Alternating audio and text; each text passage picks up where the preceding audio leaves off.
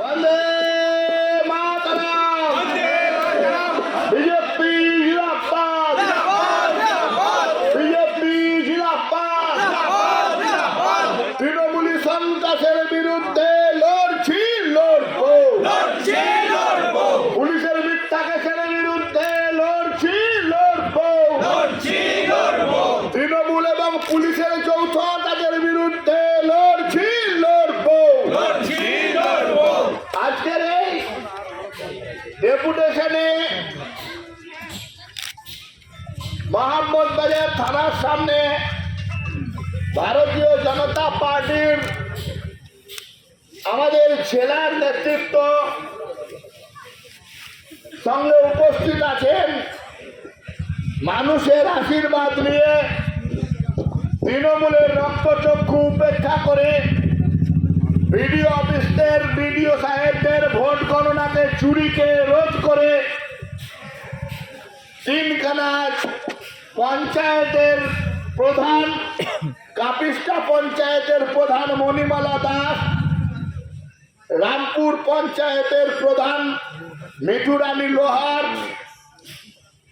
ST সমাজের প্রতিনিধি হিসাবে আনাগড়িয়া কর্মসূচি। এই কর্মসূচিতে আমাদের সঙ্গে উপস্থিত আছে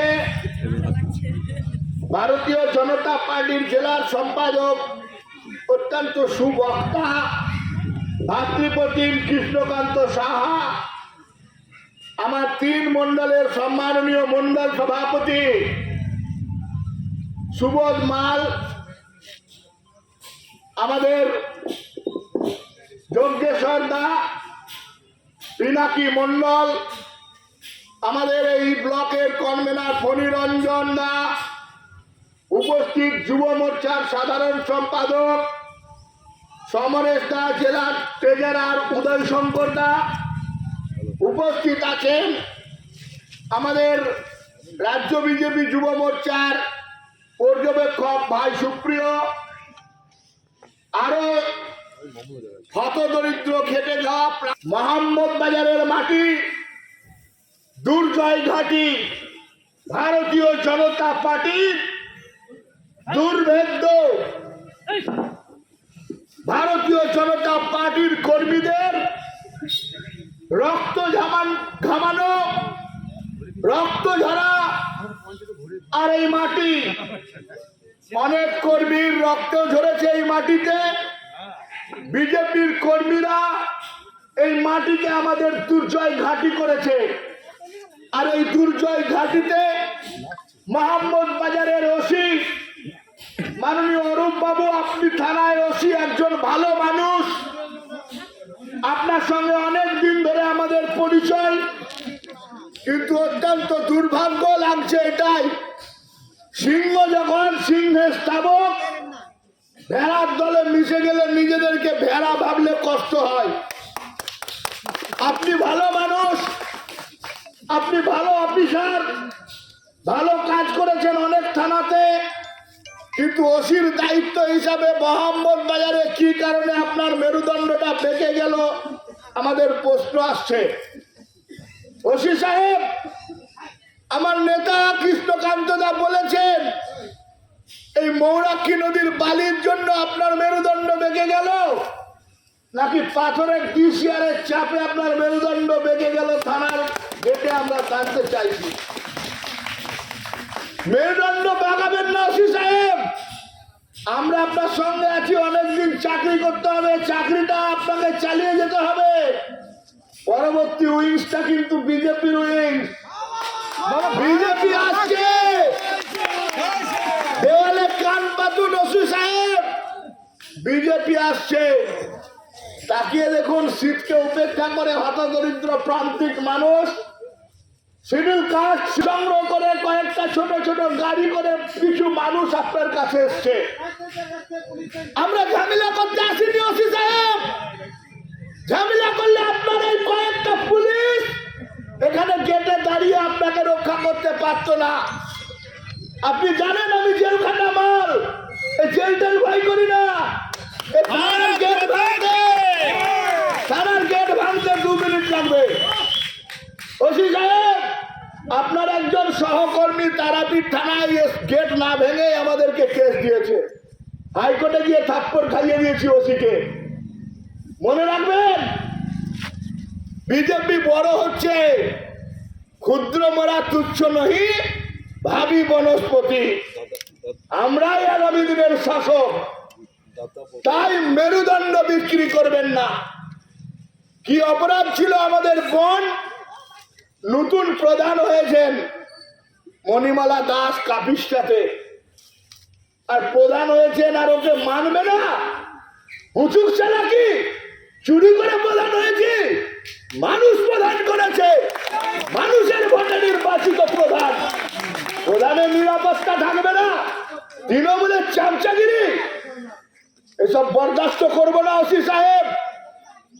প্রধানটা হতে হয়েছে মানুষের ভোট নিয়ে।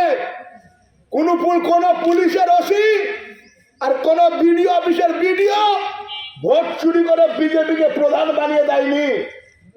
পঞ্চায়েতে বিডিও সাহেব যাবে, ওসি সাহেব যাবে, তৃণমূলের ক্যাডাররা মস্তানি করতে গেলে পরের দিন হাত পা ভেঙে তাদেরকে বাড়ি পাঠিয়ে দেবো।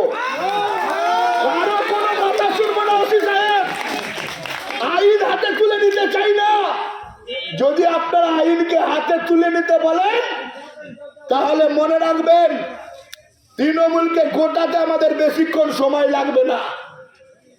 আপনার কিসের সাহস হয় তৃণমূলের নেতাদের নির্বাচিত পঞ্চায়েতের প্রধানকে মানব না বলার? বাপের জমিদারি। আপনি এখনো পর্যন্ত তৃণমূলের একজনকে অ্যারেস্ট করতে পারেননি। দেখুন, একটা কথা বলি, ওরা প্রতিটি নির্বাচনের আগে কিন্তু এই বার্তাটা দেওয়ার চেষ্টা করে দলে।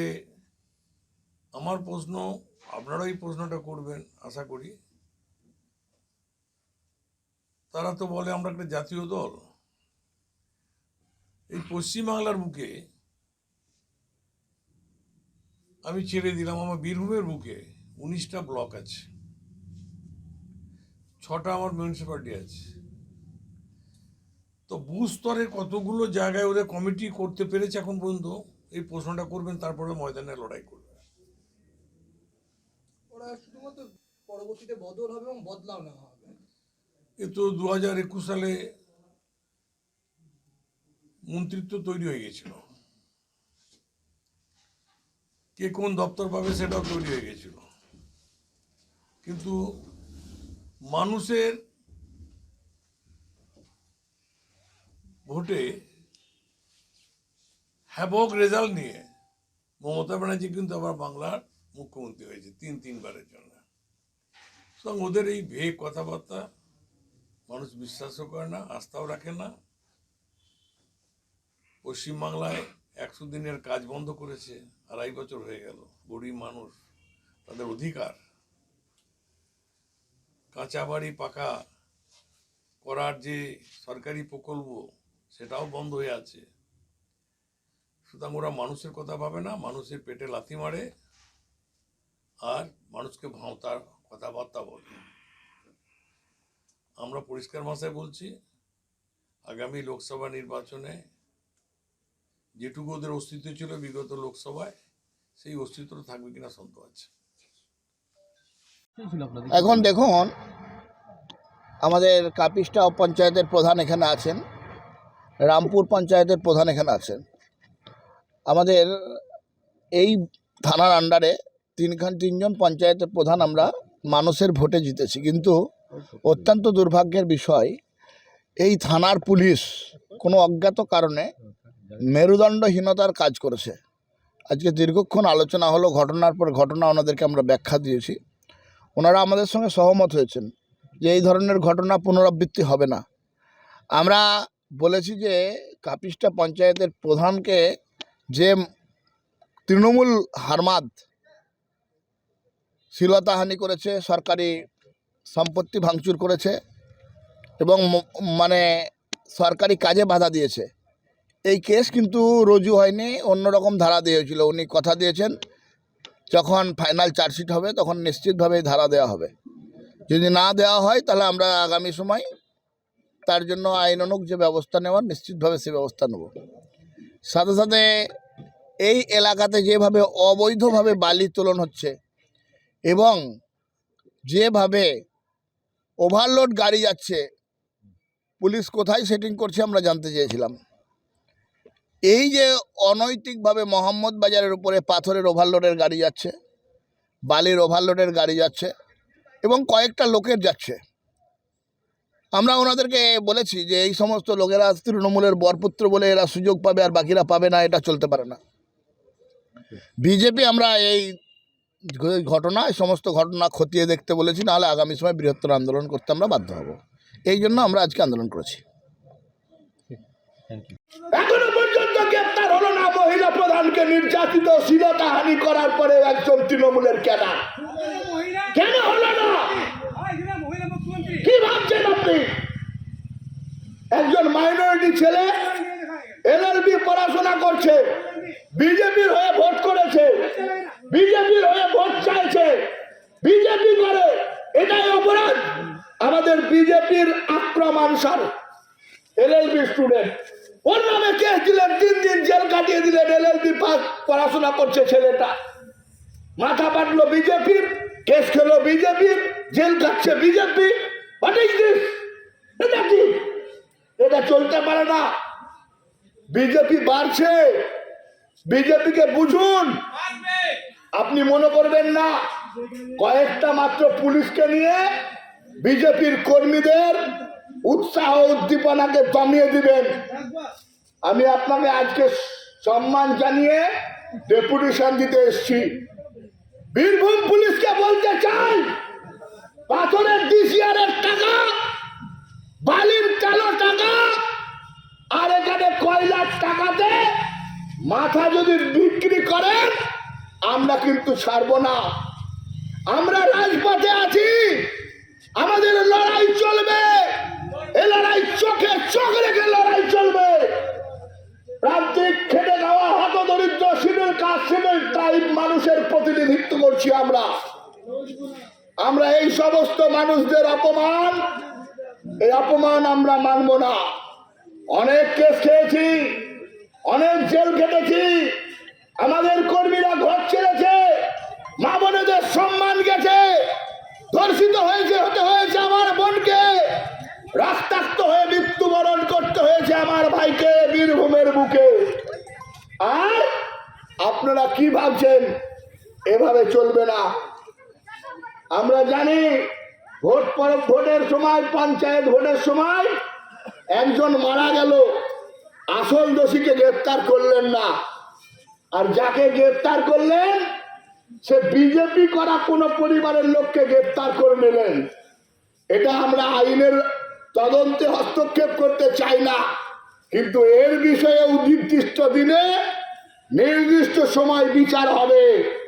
সমস্ত কিছু লিখে রাখছি, আমরা ডায়েরিতে লিখে রাখছি। আর এখানে বিজেপির কর্মীদের বলবো, সব নোট রাখুন, হিসাব হবে, বিচার হবে, বদলও হবে, বদলাও হবে। এই কথা বলতে আপনাদের সামনে এসেছিলাম। সকলে ভালো থাকবেন। ওসি সাহেবের সঙ্গে দেখা করে লিখিত আকারে বক্তব্য বলে আসবো। না শুনলে, না কথা মানলে এই থানার গেটে পুলিশ দাঁড় করিয়ে গেট আটকাতে পারবে না। সেই দিন বিচার আমরা করব আপনাদের সঙ্গে নিয়ে। এই কথা বলতে এসেছিলাম। ভালো থাকবেন, সুস্থ থাকবেন। ভারত মাতা কি জয়। দ্য সহজ পাঠ, সহজ কথা, সঠিক তথ্য।